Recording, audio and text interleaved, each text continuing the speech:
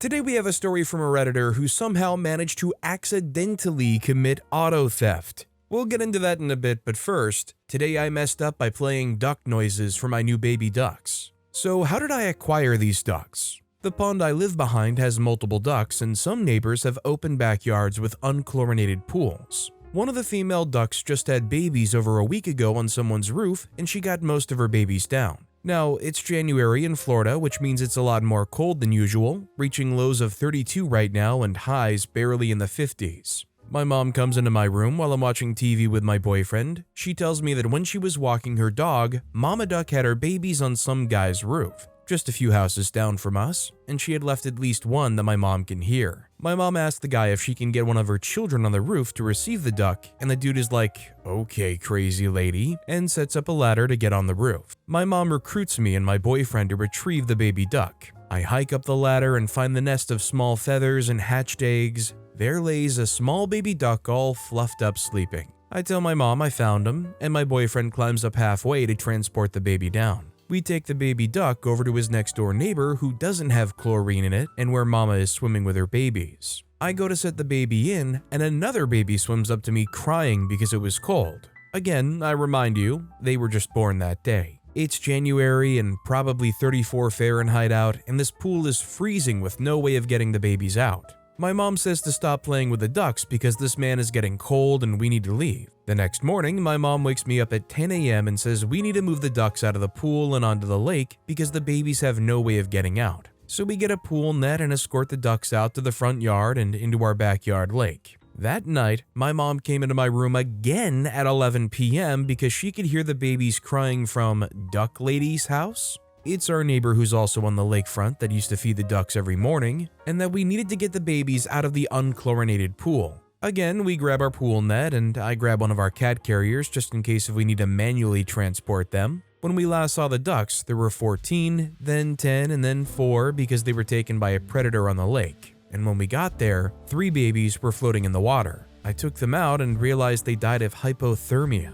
This became a duck CPS case, and we needed to take these babies away from Mama because she keeps leading them into freezing pools that they can't get out of. Me and my mom collect the 7 remaining babies in the carrier and take them into my room to warm up and make a space for them. Fast forward almost a week later, I'm watching these adorable babies eat their food when I think to put some duck noises on. Big mistake. They haven't tried to get out of their playpen, the bars are wide enough for them to shimmy their way through, and haven't called for their mom since the 2nd or 3rd day here. I put on a duck noises video from YouTube and they all stopped what they were doing and listened quietly until the duck on the video quacked loudly and they erupted in peeping and one slipped through the bars, looking towards my bedroom door like they wanted to leave and find their mom. I felt so bad for playing the video and tried to calm them down. When they realized Mama wasn't there, they went back into their carrier to cuddle up with their stuffies. You know, unfortunately, there's probably multiple regrets going on here, but I guess that's one part nature, one part you didn't really know that such a thing would happen to all those babies. That said, I do think OP has a heart of gold for taking them in and giving them a heated space and doing their best. What OP experienced with the duck noises here kind of reminded me of when it's like late at night and I'm heading to the kitchen for a glass of water, and I accidentally step on my dog's squeaky toy. That dog is nothing but play, and it's like toggling an on switch that you can't turn back off for a while. Also, hi, I'm Steven, and if you guys enjoy stories of Redditors who have messed up, why not hit those like and subscribe buttons down below? That said, our next story is, today I messed up by cleaning my windowsill braless. For context, I'm Irish and we've recently had a big historic storm. There wasn't too much damage done to my home, mainly the garden and a few roof tiles off, but on the grand scale, not bad. However, I did leave a kitchen window open on a latch. The window didn't break, but it did leave a mess inside my kitchen around my window inside, the sink and the blind. My ma and da's house had the power cut, so obviously I'd invited them to stay. They said they would be at my house in around 2 hours. My ma, God bless her wee soul, is a bit of a clean freak. So naturally, my ADHD self shot straight into hyperfocus. The ADHDers will understand this. Because of the storm, the contents of the wood chip and mud from the garden were inside my kitchen by the windowsill, all over my blinds and sink. So I chose to get right into washing the kitchen cupboards and the ice cube trays inside the freezer in true ADHD style, scrub the floor, Armageddon style where bacteria wouldn't survive, the anxiety really started to kick in. So I took some oil that I'm prescribed, 2 milliliters, 30 milligrams THC. Usually takes an hour or so to kick in, but I'd forgotten to eat, but nah, freak it. So anyway, I take a break and doom scroll and notice the time. Jesus, Mary, and wee donkey, half an hour before my parents get here, better finish cleaning. So I get to the windowsill. So muddy, and some plants that sat on the ledge had been blown over. These plants were all cactus, particularly a bunny ear cactus plant that I'm particularly fond of. So I moved them off the windowsill on the draining part of the sink and sorted the soil, just as the oil started to hit me. Now this is key. I was in old clothes, hair up, braless. The ladies will know this is a classic deep clean attire. I started wiping the ledge, high as a freaking kite. Now, this might sound like a humble brag, but I'm rather well endowed on the knockers front. The chariots were swinging low, and my sweet bunny ear cactus was being smothered, particularly by my right one as I was leaning over them to clean the windowsill. The pain didn't even kick in right away. I'd cleaned the windowsill, blind, and even sprayed air freshener. It wasn't until I went to get changed and took my t-shirt off that I felt the burn of 1,000 freaking suns. When I took my top off, I'm not joking when I say that it looks like the cast of Honey, I Shrunk the Kids had went to war with my chest using tiny spears. It looked like tiny blonde hairs covered my right boob. It looked like my right one was going through menopause. It was hot, red, and had tiny hairs all over. The pain really started to kick in. I turned my bathroom upside down looking for tweezers. I found them just as I heard someone walk in the door. My parents had arrived. My face was purple, tears in my eyes. My ma knew something was wrong. My dad was clueless. His first words upon seeing me and the damage from the storm was, "Had more wind up my butt, charming." I had to fess up to my ma. I told her, "I've hurt my boob, there's cactus pricks all over it." She laughed and said, "Excuse me?" So I showed her. The gasp of horror on her face, I swear you'd have thought I spat on my granny's grave. She starts inspecting, pulls out her phone to use the torch. Obviously, she's old, so it takes her 2 business days to turn on the torch of her 2014 Samsung Galaxy. I stand at the top of my stairs with one boob out. She looks at me and tells me she has a solution, a microfiber cloth, something she'd seen on TikTok. Suddenly, I got a case of the giggles. In pain but freaking peeing myself at this idea. She gets the cloth, proceeds to rub it over me to grab the small pricks out. It worked. Excruciating, but it worked. But my ma, it doesn't stop there. We need to now cool your chest down because it looks raging red. You'd think some ice, frozen peas, or even some cooled cabbage leaves. No, not my ma. Holy water. God bless your boob. I'll give her her due. She also recommended cabbage later on. The whole time my father is sat on my sofa watching the news. He walked into my kitchen and shouts upstairs, "What the freak have you done?" Me, just as the THC reached its peak, runs downstairs with my ma. We go into the kitchen where my da is. He's holding onto my very expensive Roman blind. With white spots all over it, I'd cleaned it with bleach while I was obviously melted on the THC. While I stood there, still braless with my t-shirt up holding my right boob exposed. Anyway, we had a steak pie and potatoes for dinner. It was grand. My father looked at the steak pie in the eye more than I. Does anybody else feel like this just serves as a great PSA? It's like if you go in the opposite direction of those commercials about like smokers who are talking with that smoking device, which apparently I just learned is called an electrolarynx, but instead of jarring, you go humorous but disastrous. Watch your intake, you may end up with cactus needles all over your chest. Our next story is, today I messed up. Went in for a job interview and asked to eat lunch in the office instead of going out. Was told that was why they weren't going to hire me. Going to try to keep this short, looking for a job, had a recruiter hit me up about a good fit, Zoom interviewed with a company once for 2 hours. They liked me so much they flew me to their HQ to meet the team. Essentially, I was as good as hired. The flight in was rough as heck with the person in front having their seat down and my knees getting grinded by metal while we bounced around in the air. After 4 hours, we landed and I went right to the hotel room to sleep. Woke up the next morning, went into the office, and started meeting with the team.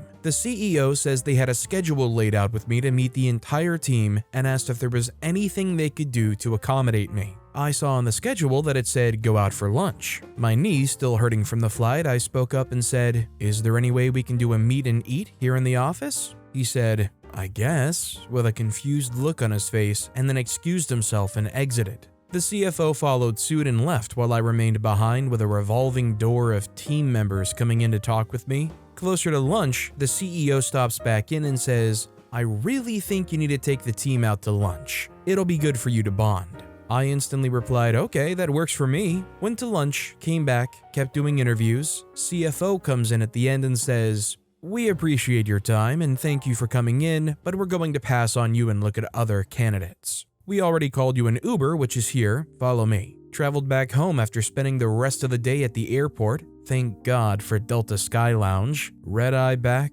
Got home at 6 a.m., went to bed. Recruiter calls at 10 a.m. and says I have feedback on the interview. Apparently there was some issue about lunch and they felt offended. I explained what happened and said to the recruiter, "You were great to work with. Please call me if another position comes up." I wasn't actually really sure how OP screwed things up here. I scanned through most of the comments on this Reddit post, and the general sentiment is it was likely for some reason or another that at that team lunch, OP was the one that nobody really vibed with or didn't really like to be around. I mean, I guess that's really the only assumption you can make. If anyone else has any other ideas on what it possibly could have been, I'd love to know what you guys think. Our next story is, today I messed up by trying to impress a girl and almost dying after her family dinner. So I recently started dating this girl who is in every way completely out of my league. She's stunning, funny, smart, and most importantly, vegan. I'm talking hardcore vegan, the kind that gets memed on the internet.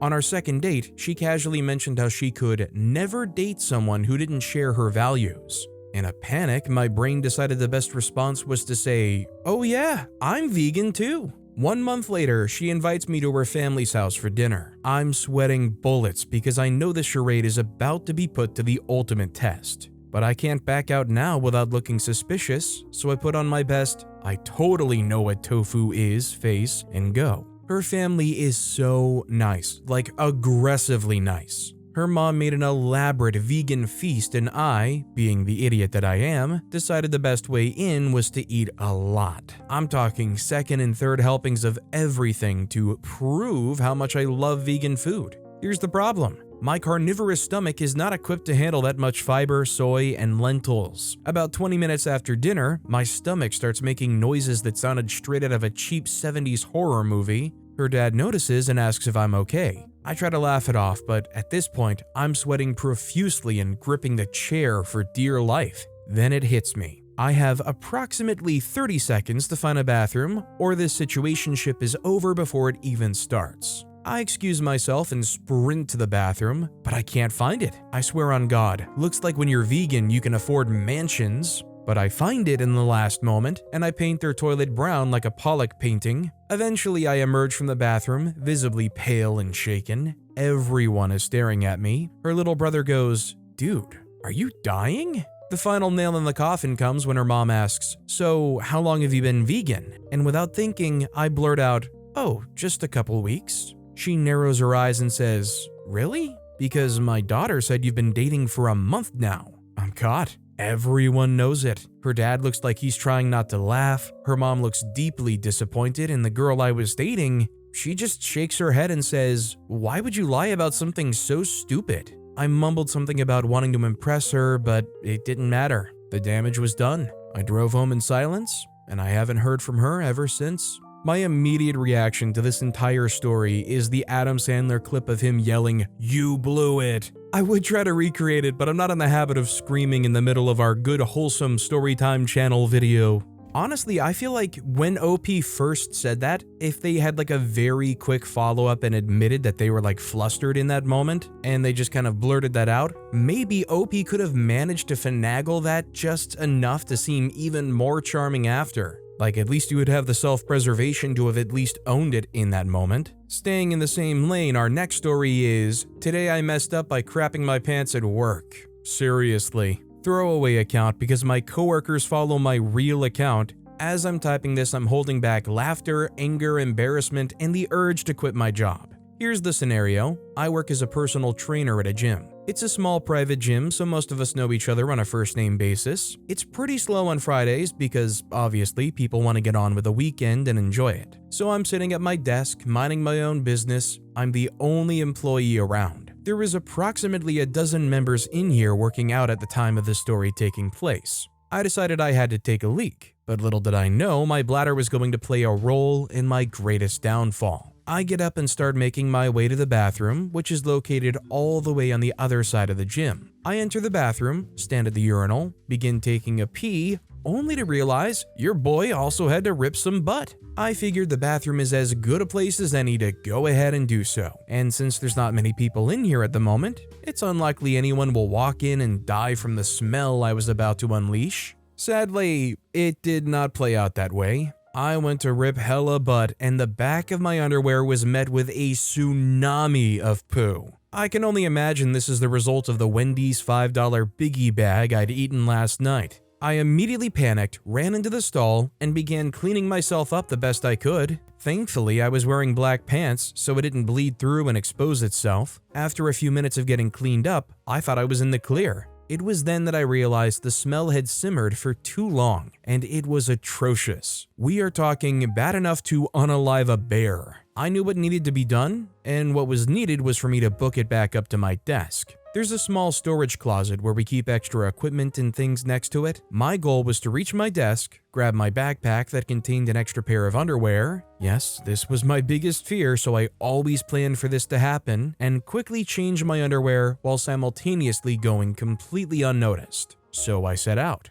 I was walking like I've never walked before. I am pretty sure I passed Usain Bolt himself on my way back to my desk, and he muttered under his breath, "Dang son, he is fast." Unfortunately, I passed my first set of people on the way back. A middle-aged married couple that was working out together. I ignored them and kept moving. I was halfway there. I was then met by a younger couple that was working out together. They called out my name and started to say something, but in an effort to not lose my stride and to save their nostrils from the smell, I began loudly singing the song that was playing over the gym speakers and acting like I didn't hear them. For those wondering, it was Rollin' by Limp Bizkit. I kept singing the song and staying focused on the mission at hand. I successfully avoided the second couple and reached the desk, grabbed my backpack, jumped into the closet, and changed my underwear. I tossed the dirty underwear into a trash bag, ran outside, threw it in the dumpster across the street so that it wouldn't make our own dumpster reek, and came back like nothing happened. I can't say for certain, but I think I managed to go fully undetected.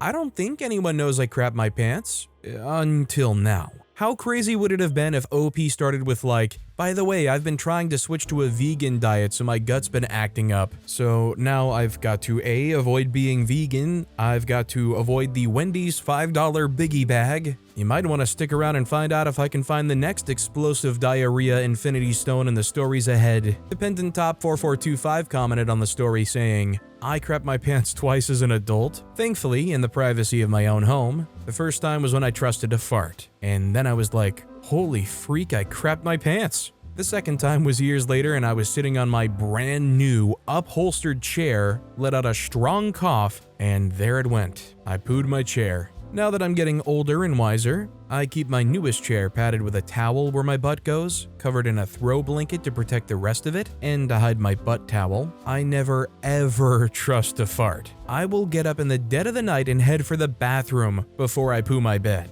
Our next story is, today I messed up by committing fraud. I work at a company that has a reward system. It's a little rough to get people to sign up, so eventually I decided to create my own account and use it only when customers decided they really didn't want to sign up in order to help my percentage. As time went on, I realized I racked up a significant amount of rewards and chose to use it, few $100s worth. As a result, however, systems were alerted and I received verbal reprimand for good reason. I never thought much of it and honestly believed it wasn't a big deal, but now looking back at it, I realized I've been committing fraud this entire time. I'm worried that my managers look at me differently now, and I can't help but think of this all the time. No matter what I do, the lingering thought that now I'm technically a thief stays in my mind. So I completely understand why OP did what they did, but yeah, if you're gonna do this kind of thing, don't do a multi-$100 cash out all at once. Well, actually, I don't know. Maybe ripping that band-aid off once and getting away with it is better than if OP was just trickling a little bit out here or there over a long period of time and they saw it just over and over. Tank GB commented, "One of the local supermarket chains near me has a good bank card, which they scan in when customers don't use their own rewards. Most customers opt for them to scan that card anyways, so the food bank gets the extra rewards. The customers get the discounts from the card, the food bank can utilize something which the supermarket is already okay giving away in terms of rewards or points, and our local community is a little better off because of it. Out on a Farm commented, "That's a great idea. Our local grocery store has a store card that will give you the discount, but the points just go in the wind." Personally, when I'm in a store that I don't normally go in, or in out of my home area, I use my local area code with 8675309, and it works 99% of the time. Our next story is, "Today I messed up by buying coffee for the wrong person." Nothing crazy, but here it is. So this morning as I'm headed into work, I pull up to a Tim Hortons drive-thru for my usual. Now, in this particular stretch to my workplace, there are 2 Tim Hortons located about 2 small intersections apart, but the one that I visit regularly is down for maintenance, and so I, as well as many others, were forced to funnel into option B. The result was a pretty packed house. What makes this Tim Hortons location tricky is that it's positioned at the corner of an already busy intersection. So there are 2 entrances, one far more convenient than the other. This means people have to learn how to take turns. But the catch is that people don't know how to take freaking turns. So I arrive on the inconvenient side of the aforementioned Tim Hortons lot, and nobody is letting me in. Mind you, I'm pretty well backed off, with my signal on, waiting for someone to let me in. Finally, after waiting for several minutes, someone flashes me in. What a good person! Let me just pay for their order.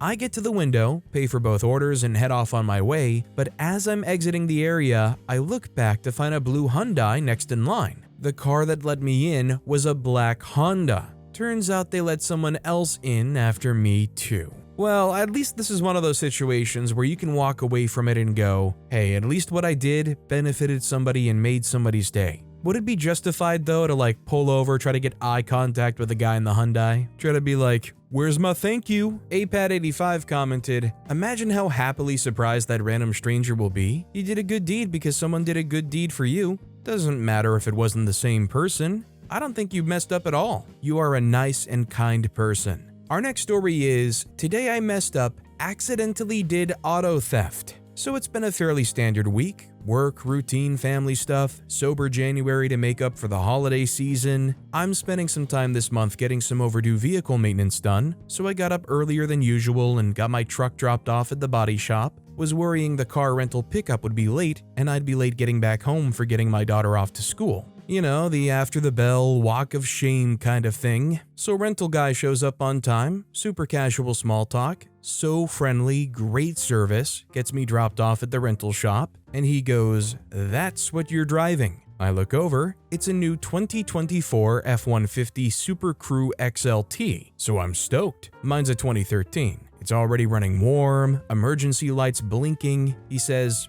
"Just go in." So I walk over and hop in. Whoa, sweet huge screen in the console. I'm thinking, oh, it's so nice and warm in here. Cold morning, Canada probably. Then yeah, I pull out of the lot, drive home. I tell my wife what a premium rental service arranged by the body shop. How friendly the driver was and how they didn't even take my ID, credit card, or signature. They must have gotten it from some integration between their systems, I say to her. I get my daughter to school on time. I was doing work from home today, so I sign in, start my shift. Doorbell rings, wife answers. She comes to the door and is like, "The car rental lady is here. They say you stole that truck and the police are waiting there." My insides twist and turn. I realize what's happened now, drive the truck back down to the rental shop. All I can think is, did I really freaking do this? Did I steal some poor dude's truck, or was it actually the rental? I pull in, do the standard rental paperwork and convo, with the police watching over my shoulder, complete the walkthrough outside for damage with the rental lady who had to come find me at the house. Then I realize I've parked literally in the worst place. It's a fairly loaded compact parking lot,